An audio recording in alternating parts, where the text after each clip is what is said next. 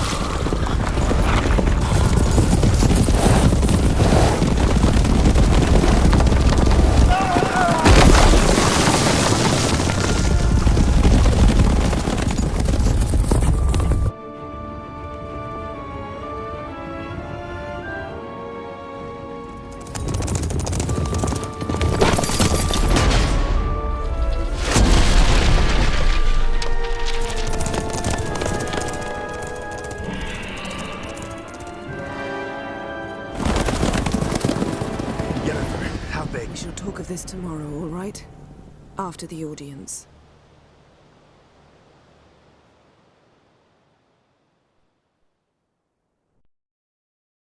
This bard's tale begins near White Orchard, with my dear friend Geralt of Rivia seeking his lover of yore, the sorceress Yennefer. She'd eluded him for years, but now seemed just a few steps ahead. After many trials and tribulations, Geralt finally learned that Yen was in nearby Vizima.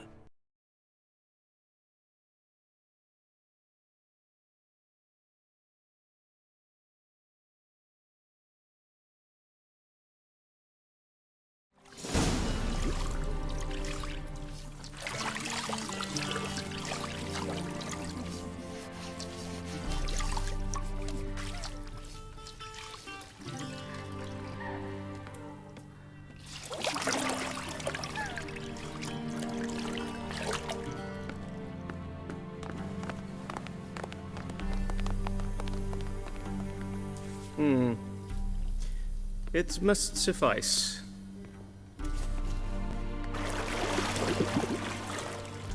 Think Emir cares if I'm clean? The gentleman will refer to His Imperial Majesty by his full title or not at all. The gentleman will be seated on the bergère. The what now? In that... chair. Catwin, please shave the gentleman's sideburns to half an inch.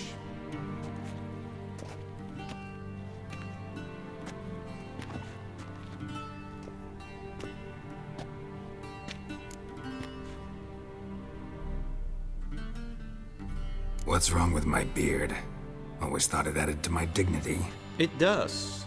Yet it also detracts from your elegance. In Nilfgaard, we consider beards hard on the eyes. Especially beards infested with lice. Been on the road a while. Fine. Do your thing. Tilt your head back, please, and sit still.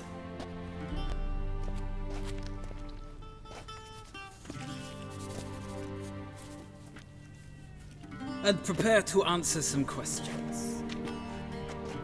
General, I am not certain this is the appropriate time. I can't think of a better time. Men turn honest when they feel a blade at their throat. Morvran Vuris, commander of the Alba Division. Before they take you in to see the Emperor, Witcher, there's some information I need you to verify. It's a formality, but one that must be seen to. Sure. Paperwork's gotta be in order. So, Geralt of Rivia. Place of birth unknown. Parents unknown. Age unknown. All insignificant details. Let us proceed to more recent events. The siege of La Valette Castle. The fate of the defending commander, one Arian.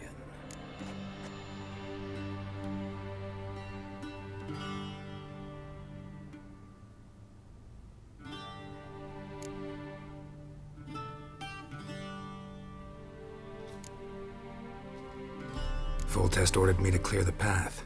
The boy stood in my way. Cutting down the La Valette heir. This made no impression on you? I suppose it wouldn't. What's some baron to an assassin of kings? Moving on. You then found shelter in charming Flotsam, and from there made your way to Vergen. My question is how?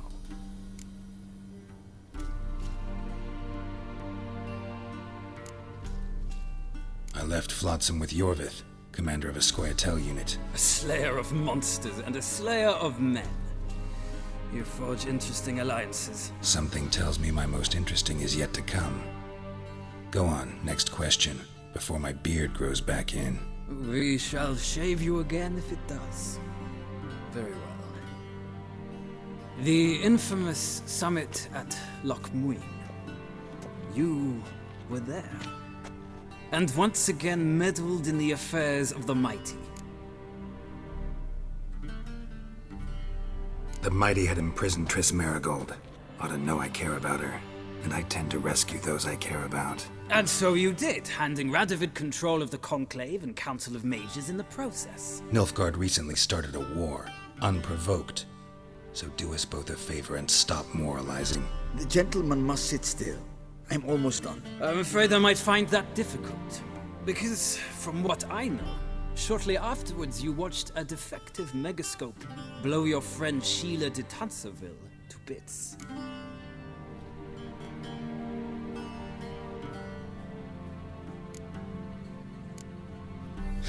An old acquaintance, more like.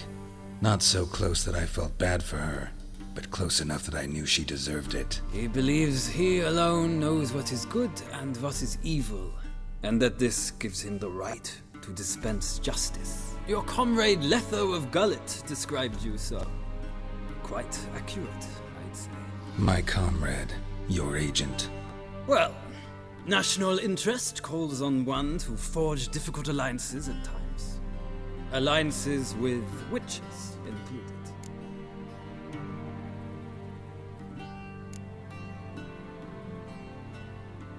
That an ongoing alliance? What's Letho up to? I had hoped you would answer that question. Ah, so Letho's hiding from you. Must have a good reason.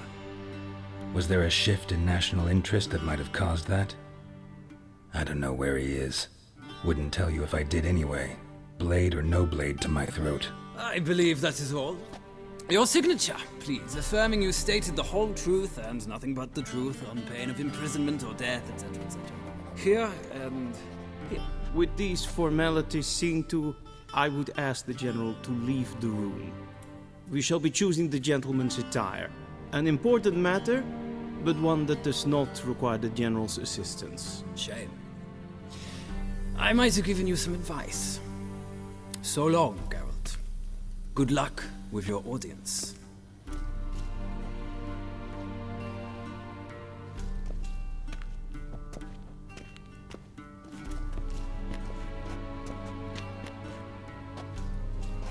Feels more like I'm being readied for a wedding.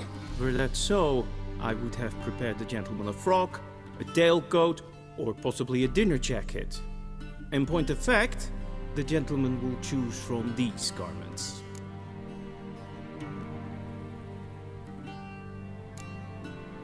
Black, black, or black?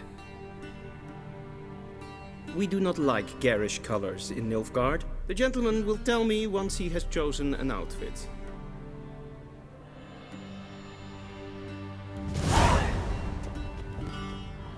A shame I have no time.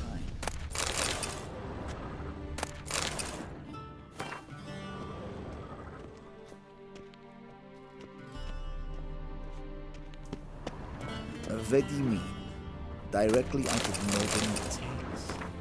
Inconceivable.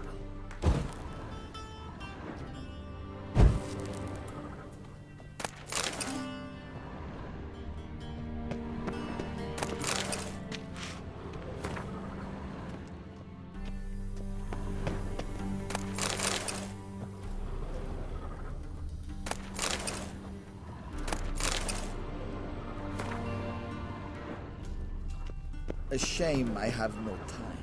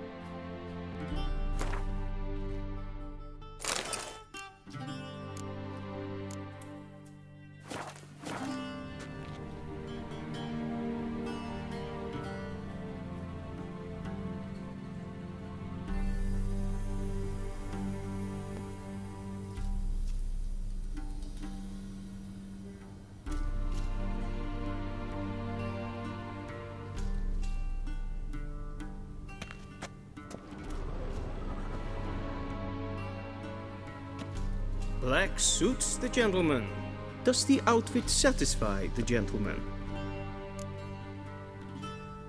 A studded doublet and a sword on my back, that's what would satisfy me. But tough, when in Nilfgaard. Yes. It's a saying. So what now? Powder my nose? No need. The gentleman's complexion is light enough. The gentleman is to stand before the ruler of the North and South. I must confirm that he knows how to bow. I'm not some boor. I know how to bow. Please, demonstrate. That, sir, is how you might bow to a whore. Please watch. Leg extended, hand flat, head down, chin to chest.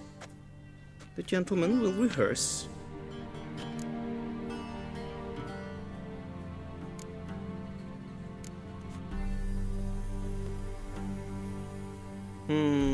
Lacking fluidity and grace. But we've learned to expect less of Nordlings. Come with me.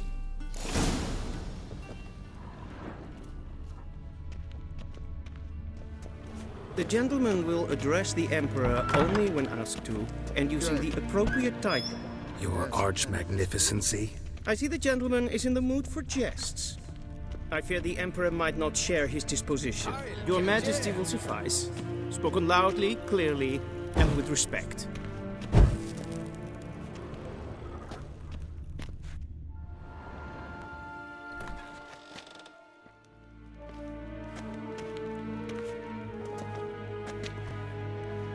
Imgrimi eb art ketzer. Dijfen aden in karn eb marvoet. Emir var emreis. Bow!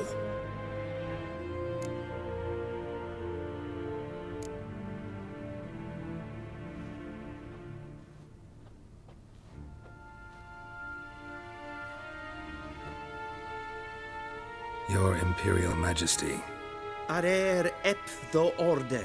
Weljen namen, wat kan favort?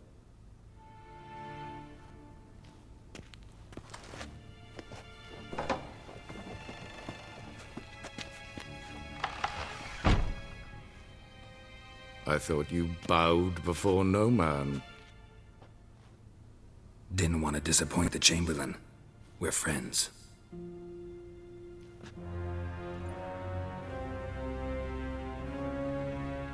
Take it you didn't summon me to reminisce about the good old days, so... Silence.